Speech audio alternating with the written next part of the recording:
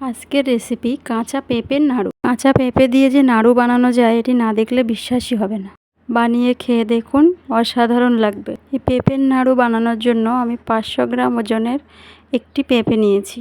প্রথমে ছুরির সাহায্যে পেঁপের মুখটা কেটে নেব, তারপর একটি পিলারের সাহায্যে পেঁপের খোসাগুলো ছাড়িয়ে নেব।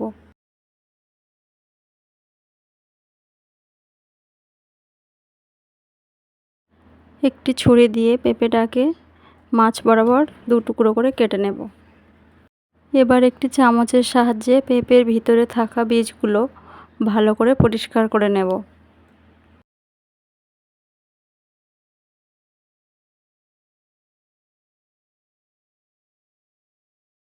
বীজ পরিষ্কার করার পর আমি পেঁপেগুলোকে এইভাবে পিস পিস করে কেটে নিয়েছি।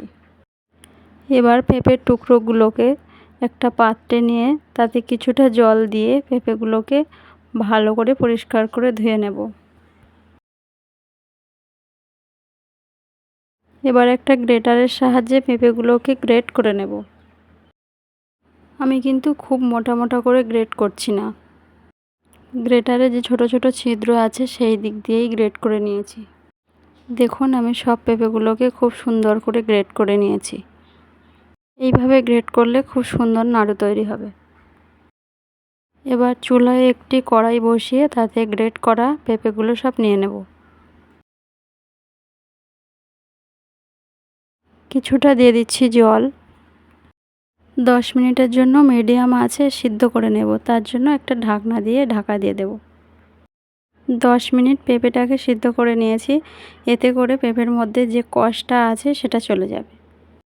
এবার পেঁপের মধ্যে যে এক্সট্রা জল আছে জলটা বার করে নিতে হবে। এইভাবে চেপে চেপে পেঁপের জলটা বার করে নেব।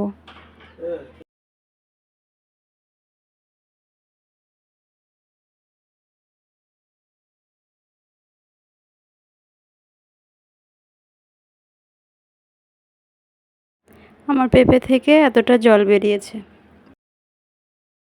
আমি পেঁপেটাকে এইভাবে সিদ্ধ করে নিয়েছি। খুব নরম করলে হবে না, মিডিয়াম আঁচে 10 মিনিট সিদ্ধ করে নিলেই হবে। এবার চুলায় একটি প্যান বসিয়ে তাতে 1 বাটি চিনি নিয়ে নেব। ক্যারামেল তৈরি করার জন্য চিনিটাকে এইভাবে হাত দিয়ে একটু ছড়িয়ে দেব। চুলার আঁচটাকে লোতে রেখে হালকা নেড়ে চেড়ে ক্যারামেলটাকে তৈরি করে নিতে হবে। চুলার আঁচ হাই করে দিলে ক্যারামেলটা পুড়ে যেতে পারে, তখন নাড়ুটা তেতো লাগবে। আমার ক্যারামেল রেডি হয়ে গেছে।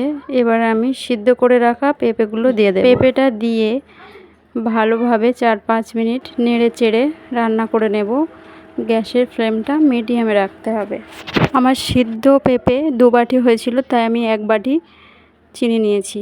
সিদ্ধ পেঁপে জল ঝরানোর পর যতটা হবে ঠিক তার অর্ধেক চিনি নিতে হবে।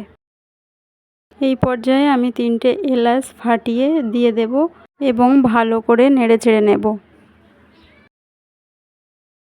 এই পর্যায়ে আমি হাতে অল্প করে নিয়ে নাড়ু করে দেখাচ্ছি। দেখুন, খুব সুন্দর ছোট্ট একটি নাড়ু হয়েছে।